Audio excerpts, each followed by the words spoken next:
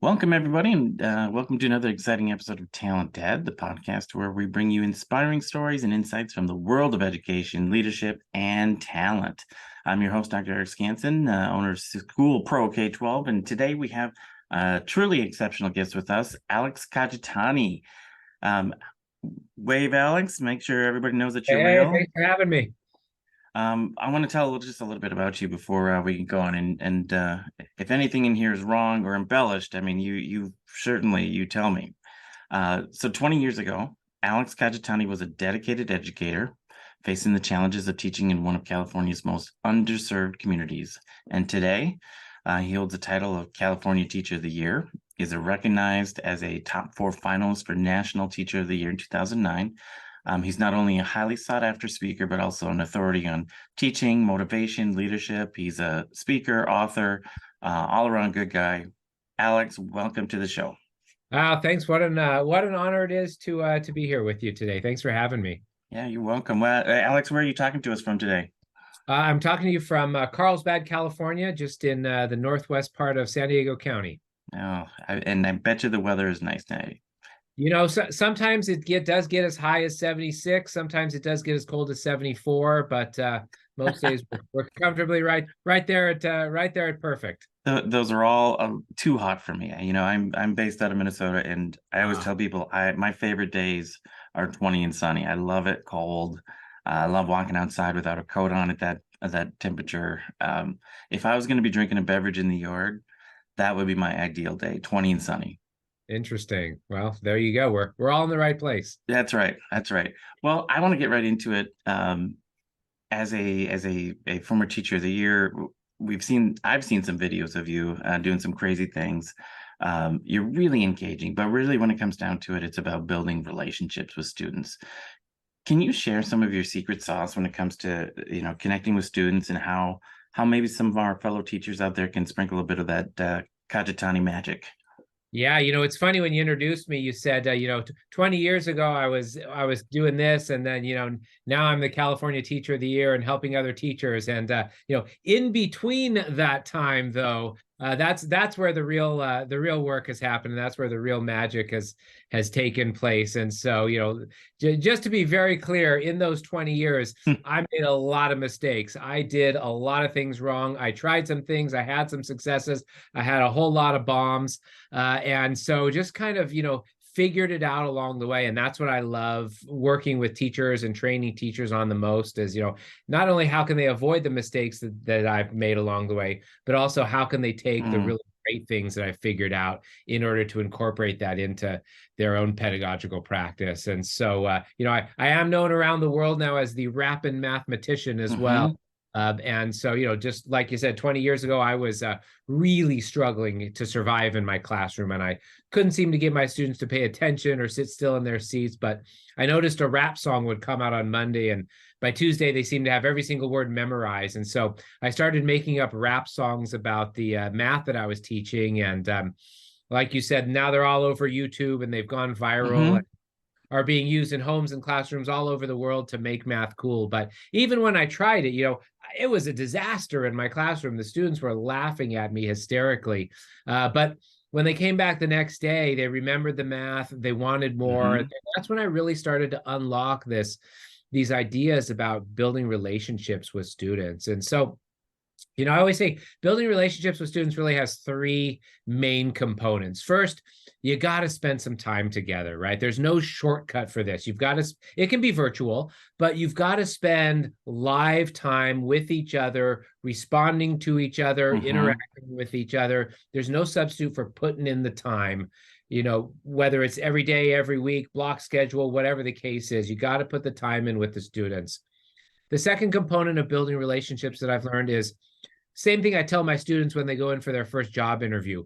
Be interested and be interesting, right? Our Mhm. students are wonderfully interesting people, and we've got to take the time and make the effort to get to know who they are. At the same time, as educators, we are amazingly interesting people as well, and we need Mhm. to make sure that our students know that we're incredibly interesting as well. And so that's one of the things that I love to talk to teachers and educators is about is not only how can we be interested in our students and find out about them, but how can we let them know, hey, I'm a pretty interesting person as well.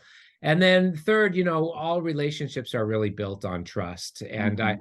heard this definition of trust recently, which was that trust is confidence with the unknown. And Mm. to me, that was so remarkable. I mean, if there's one thing that we've learned over the past few years, it's that we don't know what's going to happen, right? We don't know what's going to happen next week. We don't know what's going to happen next month. We don't know what's going to happen tomorrow afternoon. And when we know that the people that we surround ourselves with have our back, when our students know, hey, I don't know what's going to happen, but I have confidence that Mhm. my teacher is going to help lead me through it, that's when real trust is developed, is that confidence in the unknown. So we can get deeper and deeper into building relationships with students, but really spending the time with them, be interested and be interesting, and Mm. really develop that trust, that confidence with the unknown. And that's really what makes it happen, not only with our students, but with our colleagues as well. Oh, I mean, I heard some really great themes there about trust, confidence, laughing, being authentic in the classroom, like being open. Those are all things that bring those student relationships to the front. And again, they want to know that you're going to be there. They're going to test it. They're going to test the lines, but that you're going to be there through the thick and thin of it, right? This sparks a thought of mine that I had when I was a teacher. I was a fourth grade teacher, and I taught out in a portable classroom that year. And it was so cold, like I'd get to work in the morning, and my water bottle would be frozen on my Mm. desk. I don't know how we made it that year, but we did. But in that year, I had one moment where I was trying to be funny, and I was trying to get their attention, and I I took my stapler, and I had this wooden podium, and I took my stapler, opened it up, and went, boom, slammed on it to get their Mm. attention. And they all like this, and I pretended like I was angry at every single one of them. And then that was the joke the rest of the years. When I needed their attention, I slammed my stapler into the wood podium. I mean, just now thinking back as an outsider, maybe that didn't look great, but um, what was crazy was it was like 5 years later, and I had left the district, but a student from that class found me and wrote me a letter, and that was the thing that she remembered, was that day of slamming the stapler into the podium and laughing together, and feeling frustrated together. And it just made me think, like, all those other things, the learning sometimes is the bonus, right? But if Yeah. we can invest in connection and time with them, how important that is as a precipitory set to the actual learning. Yeah, well, and it's all those little things also that make up our style, right? And so, I've got a poster that's in my classroom, and it's just I wish I had a picture to show you, but it's a poster of a piece of paper, and the piece of paper shows students exactly how to format their math homework, right? Because kids would turn in their math homework, and there were all sorts of interpretations of what neat looking homework looked like. So finally I just put a template up, and they had to write their name, date, and period on the top right, and they had to number each problem and circle the final answer. The only thing I did differently, though, is at the top of the page I wrote Kajitani Style. And so, when I'm going around checking homework, I don't have to say, hey, how come you didn't circle your final answer? I Mhm. just say, hey, that's not Kajitani Style, and they have to fix it. But what happens is over the course of the year, Kajitani Style becomes something much more than just how you format your work paper, right? It Right. becomes a part of the culture of the classroom. And so just like you did with the stapler, when I walk in with a new haircut, the kids go, hey, nice haircut. That's a Kajitani style cut. And you know what, though? Over the year, the students start to develop their own style. And, a loud and rambunctious student like Myra, we can just celebrate that as Myra style, or a Mhm. quiet and shy kid like Victor. We just say, that's Victor style. And all of the weird and awkward things that we walk in thinking about ourselves, that the kids that walk in thinking about themselves, Instead, it starts to become a part of their style. And that's what I learned being cool really is. It's just Mm-hmm. being comfortable with who you are and what you do. I mean, when I started rapping, I thought I had to be like Snoop Dogg, but I'm still hopeful, but I just had You're to still become working towards it. Yeah, comfortable. yeah. Yeah, I had to become comfortable being that weird and wacky teacher who was willing to rap. And it's not about rapping, right? It's just about paying attention to the stuff that the students Hmm. like, paying attention to what it is that we bring, and then putting it into the work that we do every single day. And then in the end, it's those little things that, you slam the stapler and you're known for that. It's those little things that make it so much easier to teach how to add fractions with unlike denominators, or how to teach, proper punctuation, or causes of, World War II. Once once we stop trying to take the curriculum and forcing it into the students' lives, and instead we take the Hmm. students' lives and see where it fits into the curriculum, teaching becomes much easier and much more effective as well. Well, I mean, that really leads into this next question. Well, number one, I'm surprised Dr. Dre didn't call you. I mean, being in the area, Death Row Records, they didn't want to put you on the label yet, but you're working towards it, I guess, right? Someday. Someday. Engagement. You talk a lot of strategies around engagement with the kids. It's the name of the game. What's your take on what it really means to be engaged as a student in the classroom, and what can we do to keep students and teachers engaged in their own learning journeys? Yeah, that's a great question. I think that there's a misperception a lot of times in teaching, or when we walk into a classroom, right?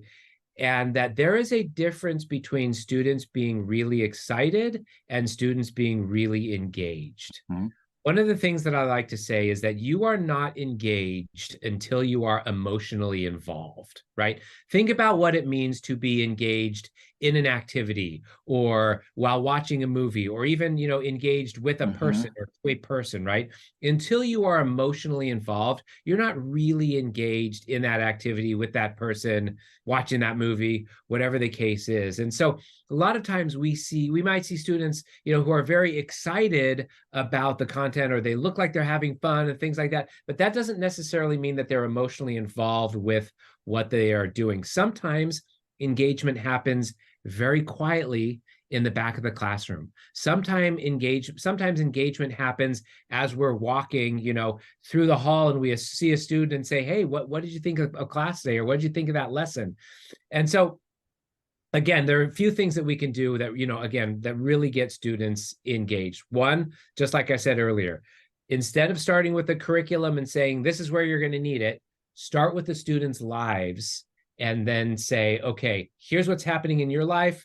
Here's how understanding this curriculum can help you," right? The other thing that I think that we often miss a lot of times is that I like to say quiet does not mean silent, right? We've got a lot of students who sit quietly in our classrooms. That doesn't mean that they are not engaged. That doesn't mean that they're not thinking about the material. I'll admit that pre-pandemic, I thought that there was one form of classroom participation. It was, I ask a question, you raise your hand, I call on you, you answer, I move on to the next student, right? Since the pandemic, I've learned, wow, students love lighting up a chat room, right? They love putting stuff in the chat box. A lot of students love to make videos, whether it's on TikTok or Flipgrid or Instagram, and then they like to respond to their fellow students' videos in video format, and then they can, edit it and do it, do as many Mhm. takes as they want. I mean, these are students who were normally and traditionally very, very quiet in the traditional classroom setting. Mhm. I don't want to go back. I don't want to go back to the days where the only form of classroom participation is, raise your hand and I'll call on you. That's it. There's so many different ways to get students participate Mhm. and get students engaged. And so, finding as many ways as possible, looking at as many different ways to get students emotionally involved in that curriculum is, I think, absolutely critical, especially as we're coming out of the pandemic and we Absolutely. see, all of our attention spans have gotten very short. And that doesn't mean that we can't effectively teach a short attention span. Just means we might have to, chop it up into little pieces Hmm. and serve it a whole bunch of different ways. I'm going to turn attention now from students to teachers. We've all been there. We talked a little bit about the slump that you felt at the beginning of your career until you kind of felt that magic. Um, when teachers start feeling a bit drained, how can we help our dedicated educators stay fired up and engaged in this vital work and find their own style, Kajitani style? Yeah, I travel around the country and I work with teachers and educators at all levels, from the beginning teachers all the way to superintendents and assistant superintendents. And I think the first thing that we've got to acknowledge really is that burnout is really something that is real. Burnout is something that is serious, and burnout is something that we need to be very conscious of. There's a whole lot of definitions of burnout out there. Some of them are absolutely incredible, but as you know, I spend a lot of my time teaching middle school, so I always have to put things in terms of Right. that middle school students can understand. So here's my made for middle school definition of burnout, right? It's when you are tired. Burnout is when you are tired and you no longer care.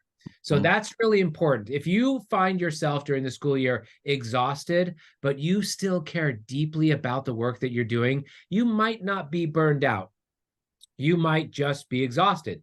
You need to take some time. You need to, refresh yourself, rejuvenate, and get back in there. When you find yourself not caring quite as much, when you find yourself starting to not care at all or as much, and you're exhausted, that's when we really start to see burnout set in. It's when you're tired and you Mhm. no longer care. And so, I've done a lot of research on that. Adam Grant has a wonderful book called Give and Mhm. Take, and he's found that, decades of research show that the best thing that teachers can do to avoid burnout is basically surround themselves with other good teachers. Mhm. Surround themselves. That's something we can all do, right? Is surround ourselves with good people. Surround ourselves with the ones that feed our soul. Surround ourselves with the ones that aren't afraid to try a new idea, and maybe it works out, maybe it doesn't work out. Surround ourselves with people that we love to laugh with, or laugh Mhm. about things with. And so that's really probably the best thing that we can do, is just make sure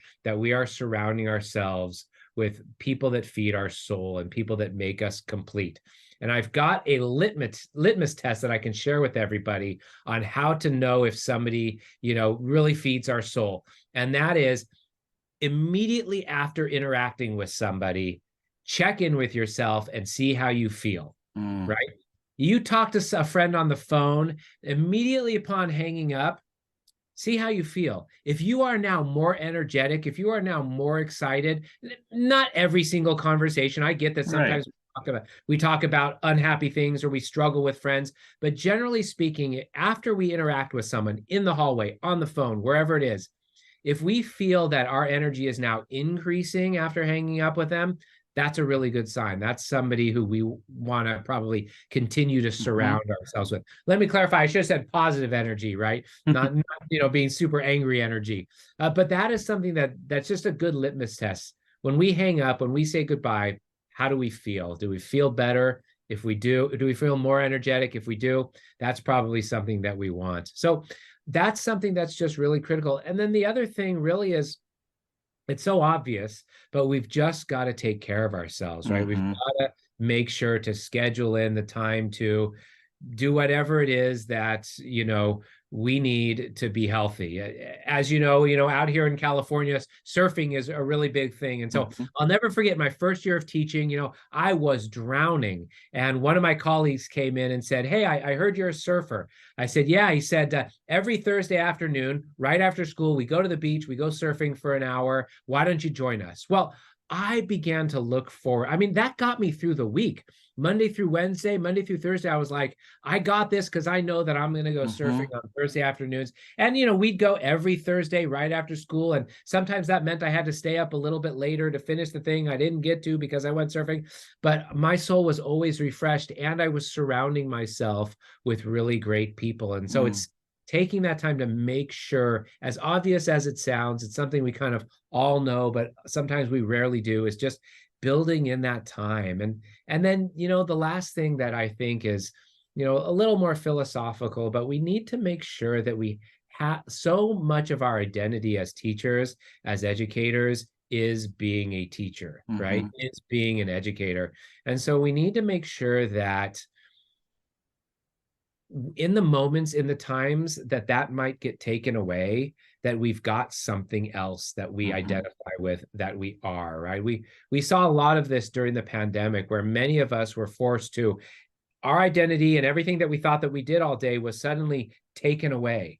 And so we were forced to go, okay, who am I without this? What am I without this? Why am I without this? Right. And so when we, in the moments that we are not teachers, in the moments that we are not educators, what are we? And to really develop and think about this concept as human beings, Hmm. because we don't want teaching to ever get taken away and then have nothing left, right? Just like a professional athlete might not, doesn't want, loses their sport, or gets injured and suddenly finds that they, Right. that was their main identity. If things get taken away, what are we? And so developing ourselves, we talk a lot about developing the whole child, the whole student, but what about the whole teacher, right? We need to develop ourselves Hmm. as human beings as well. And a lot of times, if I tell teachers, or when we talk about this, it's, if you're not the teacher that you want to be quite yet, it may be because you haven't developed into the person that you Hmm. want to be yet. And so to constantly be finding ways to develop ourselves as people, that's going to help with the teaching in huge, huge exponential ways. Alex, I wrote that down. That's really insightful. I really love that. You got to be the person you want before you can be the teacher you want. Beautifully. Wait, Hmm. way to put it in a perfect one-liner. That's Right. that's why you're the guy. That's how I am the guy. Uh, and this idea of like circling the wagons, right? Like when things aren't going well, who's in your wagon crew? Who are Yeah. you going to circle the wagons with, and Yep. form this posse that is going to take care of you? I love that too. Yeah. Well, and I Very think it good. goes without saying too that you don't have to go to the same person for everything, right? Just Right. like we have certain friends that, you want to go to the game, you call this friend. You need to talk to somebody about your relationship with your partner, you go to this friend, right? You can have different professional people where you're struggling with classroom management, okay, I'm going to go to this person. I'm struggling with an individual student, maybe I'll ask this person. I'm not sure what to do about the assessment, I'll go to this person. It's building team you, Mhm. just like you said, circling that, but building team you around you. And I always encourage people to think of the people in your network as your root system, right? You've got different roots. They're pulling different nutrients from the ground, but what really determines whether a tree survives a storm, right? It's not the height of the tree. It's No. not how old the tree is. It's how strong the tree's roots are. And so we want to really think about the people that we surround ourselves with really as our root system as well.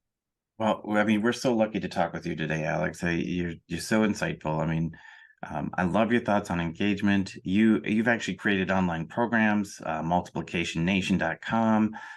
You've got several books, Owning It, Chicken Soup for Soup for the Soul's Inspiration for Right. Teachers. I mean, it's so much great stuff. But what our listeners are dying to know right now, and I'm going to take a turn, Okay. is what is the Kajitani style? I'm gonna throw some things out here, and I want you to tell me what's the Kajitani style. I'm just Okay, I'm ready. I love I it. mean, I didn't know Kajitani style was coming up, and so I'm just spitballing right now. I Okay. and mad ad libbing. Okay, Um, let's do it. what's the Kajitani style in clothing? In your ideal day, what are you wearing? Ooh, well, to work, I'm a slack shirt and a tie kind of guy. That's just how I roll. I do roll the sleeves up on when I'm teaching with students, I'll roll the sleeves up, but I will Mhm. have the tie and the slacks on. At home though, I'm solely known as I call it jeans and a t-shirt. So jeans, t-shirt, and flip-flops. That's pretty much my jam. Mm. So and then of course when I'm out surfing, I've got a wetsuit on. So I like to think of it as three different suits, right? I've got my suit for speaking and working with teachers. That usually consists of a tie. I've got my wetsuit, and then I've got my home Mm. suit. It's really jeans and a t-shirt. Ideally, what's your Kajitani footwear style? Ooh, I'm flip-flops all the way. Mm. Let's see, what else can we do? Kajitani furniture style. Are we talking like a mid-century modern, Victorian, rustic farmhouse? Well, What is the style even? I'm not even sure. gonna have to go with Jungalo on this one. And if you're not familiar with Jungalo, definitely worth a Google. But lots of colors, lots of plants, very artistic, little bit bohemian, I guess you Okay, could. nice, Yeah. nice. Kajitani style on vehicle. What's your ideal vehicle? I've driven them all, and I have to say that right now I've got two kids. They're teenagers.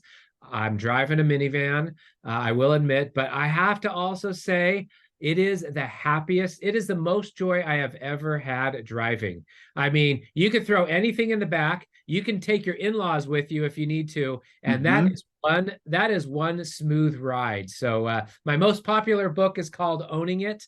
And I have to say, when it comes to driving a minivan right now, I am absolutely owning it. My friends say I am completely on brand with this because it's Mm-hmm. fun, it's practical, and man, I've never driven a more comfortable vehicle. I mean, you could turn it into the swagger wagon, something like that. Yeah, I'll have to Um, come up with a good name for that. Katani's Kajitani style for cuisine. I mean, what's your go-to? Is it sushi, tacos, French, street vendor, gas Yeah. station pizza? Like where you go? Well, there are two things in life that make me very happy. One is a big old burrito, and one is a plate of sushi. So Mhm. I think if it were the last day of my life and I knew it, it would be a burrito for lunch and a big plate of sushi for dinner. Let's do the last one. Kajitani style music. What's playing in the minivan when you're driving down the road? Nothing makes me happier than what I call a guy with a guitar. So I love Jack Johnson, Mm. Harley. But like I said, I do have two teenage daughters, so I can proudly sing every word to every Taylor Swift song that Are comes you a on. Swiftie? And I've been to the shows. I can sing along, and you know what? I have to admit, I'm in. I'm all in. Alex, are you gonna be buying the Eras tour video when it comes out? Are you gonna digitally own it, or are you gonna get it on DVD? That's a great question. You know what? We're gonna have to wait and see. I have a feeling it won't be up to me. It'll be up to my Yeah, kids. perfect, perfect. Well, I think that's a great insight into Kajitani style. We know how to hang with you now. We know what to show up with. The Yeah, van with some sushi and a guitar, and it's gonna be a that's great day, right. right? Absolutely. Um, okay, here we're gonna switch again. I want to just come back to like some of the big content and give you one last moment for like a call to action for anybody that's listening today. What would you tell us, Alex? Yeah, I think, I think nothing that we haven't covered already, but really to just sum it up, right? Few things. Stop trying to take the curriculum and forcing it into the students' Mm-hmm. lives. Instead, take the students' lives, see where it fits into the curriculum.